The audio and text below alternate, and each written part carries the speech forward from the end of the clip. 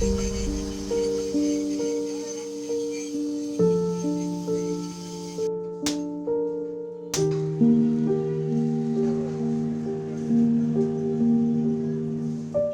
রোদে পুড়ছে কমলমুখ। ক্লান্ত চোখে নিজের চেয়েও বড় যন্ত্রপাতি নিয়ে কাজ করছে ১০ বছর বয়সী রাব্বি। দিনে ১২ ঘণ্টা আর মাসে প্রায় ৩৬০ ঘণ্টা কাজ করলেও রাব্বি পাবে মাত্র ২,০০০ টাকা পারিশ্রমিক। মাস শেষে এই ২,০০০ টাকা বাবার হাতে তুলে দিতেই স্কুলে যাওয়া হয়নি তার। কোনো আক্ষেপ ছাড়াই অন্ধকার ওয়ার্কশপে দিনভর কাজ করছে রাব্বির মতো আরও অনেকেই। এখানে ১২ ঘন্টা কাজ করি, ডিজিটাল কাটি, তারপর ড্রাম কাটি, তারপর ক্লিপারে বুঝ বানাই। মাস শেষে ২,০০০ টাকা পাই, ২,০০০ টাকা আমার বাবার হাতে তুলে দিই। ধোলাইপাড়ের এই ওয়ার্কশপ থেকে ফেরার পথে রাস্তায় দেখা হয় ১৪ বছর বয়সী ইমনের সঙ্গে।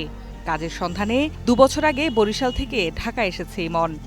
ব্যাগ নিয়ে যখন স্কুলে যাওয়ার কথা তখন কাঁধে তুলে নিয়েছে পুরো পরিবারের দায়িত্ব। সকাল থেকে গভীর রাত পর্যন্ত এসব ভারী যন্ত্রপাতি দিয়ে কাজ করে ইমন পাবে মাত্র ২০০ টাকা মজুরি। ছোট দুটা বইটা আছে, খরচা টিয়া দিতে হয়, পড়ালেখা করাই, কষ্ট করে চলে ঢাকা শহরে। রাজধানীর বিভিন্ন কারখানাতে এমন ভারী লোহার যন্ত্র ব্যবহার করে জীবিকার তাগিদে প্রতিনিয়ত কাজ করছে নাইম নাজমুলরা। কোমল হাতে যখন কলম ধরার কথা ছিল তখন হাতে তুলে নিয়েছে নাম না জানা এসব যন্ত্র। কাজ করে দৈনিক ২০০-১০০ টাকা পাই, দৈনিক মা বাবা রাত দেয়। স্কুলে পড়তে ইচ্ছা করে কিন্তু পড়তে পারি না, আমরা গরিব দেখি।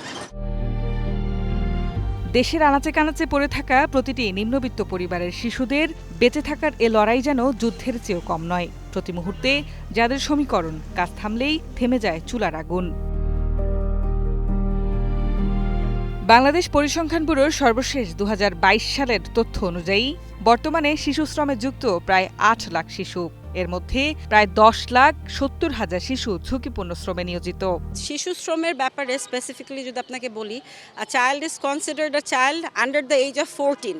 14 বছরের নিচ পর্যন্ত একটা বাচ্চাকে বাচ্চা হিসাবে গণ্য করা হয়, কিন্তু আসলে তো ইন প্র্যাকটিস আমরা দেখি না। এ অবস্থায় শিশুশ্রম নিরসনে আইনের দৃষ্টান্তমূলক প্রয়োগের পাশাপাশি তাদের আনতে হবে সামাজিক সুরক্ষার আওতায়, পরামর্শ বিশেষজ্ঞদের। H Mitu, green news, Dhaka.